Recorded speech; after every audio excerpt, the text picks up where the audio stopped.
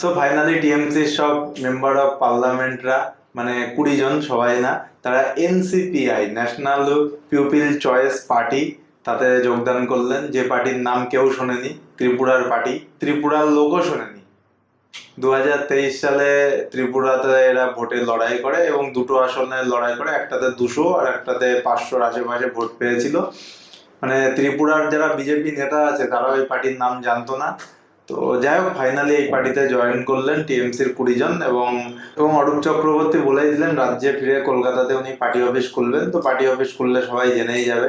তো ফাইনালি বিজেপিতে ডাইরেক্ট যোগদান না করে একটু রাজনৈতিক সংঘাত এবং কোর্টের যে বিতর্ক হতে পারে টিএমসি থেকে ডাইরেক্ট বিজেপিতে গেলে, সেটা অ্যাভয়েড করলো এরা।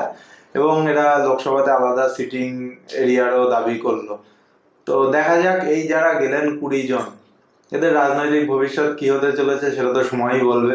কিন্তু এই 20 জনের মধ্যে একজনকেও হয়তো বিজেপি 2029-এর টিকিট দেবেন না।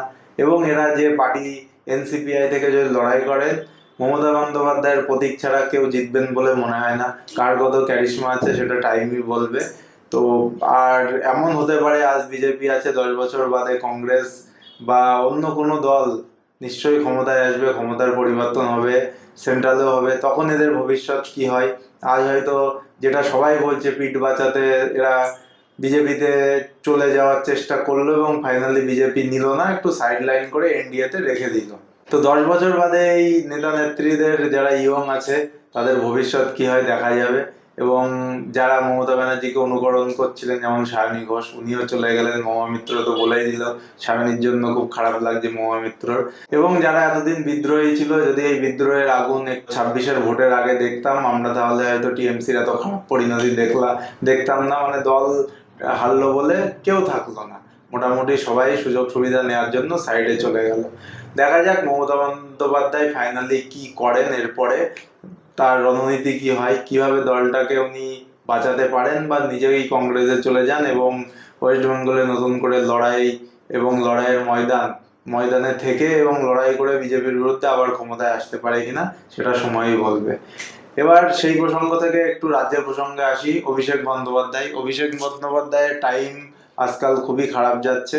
যদি বলা যায়, লাস্ট 3-4 দিন ধরে যেভাবে ভবানী ভবনে বারবার যেতে হচ্ছে, তদন্তকারী সংস্থা সিআইডির লোকজন বারবার অভিষেকের বাড়িতে চলে যাচ্ছে, তাতে আমি কয়েকটা পয়েন্ট লিখেছি। বিধানসভাতে যে সই জালিয়াতি কাণ্ড, যেটা ঋতব্রত অভিযোগ করেছেন, সেই কাণ্ডের জন্য সিআইডি তলব ছিল এবং দীর্ঘ 5-6 ঘন্টা বাদে 12টায় গেলেন এবং সন্ধ্যের পরে বেরোলেন। তারপরে কালকের যদি কর্মসূচি দেখা হয় 15/6, কালকে ওনার প্রাথমিক নিয়ম মামলা যেটা আগেই হয়েছিল তার জন্য ইডির সমন আছে, ইডি নোটিশ দিয়েছে, ইডির কাছে তলব আছে, এটা আগামীকাল। তারপরে পরশু দিনের যদি দেখা হয় 16 তারিখের, যে ডিজে বাজানো নিয়ে যে উস্কানিমূলক মন্তব্য যেটা ভোটের আগে করেছিল, 4 তারিখে দুপুর 12টার পরে ডিজে বাজবে, তার জন্য আবার সিআইডির তলব আছে। তো এইভাবে ডেলি মানে কর্মসূচি ঠিক আছে সিআইডি দপ্তরে। এবার যেটা বলার, 15 তারিখ এবং 16 তারিখের যে দুটো সমন আছে, তার জন্য কোর্ট থেকে কোনো গ্রেপ্তারি এড়ানোর জন্য কোনো রক্ষা কবচ দেয়নি। যেটা আজকে রক্ষা কবচ ছিল যে সই জালিয়াতি কাণ্ডে গ্রেপ্তার করা যাবে না আপাতত। এর মধ্যে আরো একটা বাজে ব্যাপার অভিষেকের সাথে ঘটলো, সেটা হচ্ছে অভিজিৎ দাস, ববিদাকে অনেকেই চেনেন, যিনি অভিষেকের বিরুদ্ধে দুবার ডায়মন্ড হারবার লোকসভা কেন্দ্রে বিজেপির তরফ থেকে লড়েছেন। উনি বিষ্ণুপুর থানায় একটা অভিযোগ করলেন অভিষেকের বিরুদ্ধে।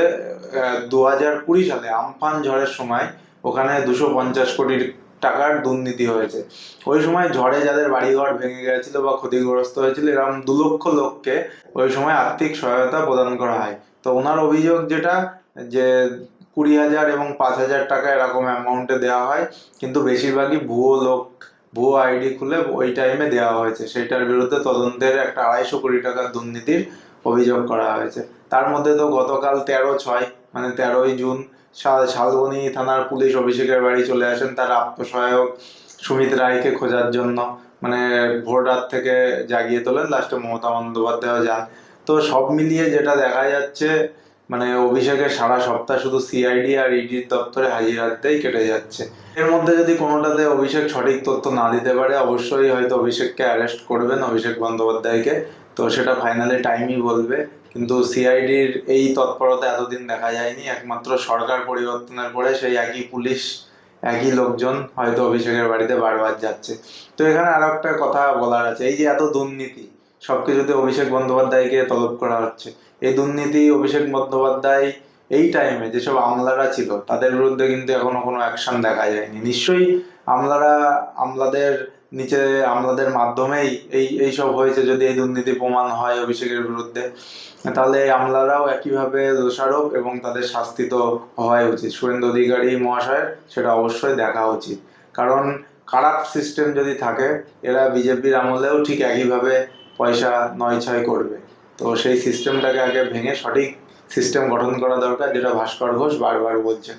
সেই বিষয়ে নজর দেওয়া উচিত। এর সাথে সাথে যেটা বোনাস এই ভিডিওর, যে রাজ্যে প্রায় 660টা প্রাইভেট হসপিটালের বেড সরকারি হসপিটালের পেশেন্টের জন্য সংরক্ষণ করা হলো, বা দিতেই হবে এরকম বাই ফোর্স। যখন এই প্রাইভেট হসপিটালগুলো স্থাপিত হয়, জমি স্টেট গভর্নমেন্টের কাছ থেকে নেয়, তখন 10% রিজার্ভেশন একটা কোটা ছিল, যেটা এতদিন মেনটেন হতো না।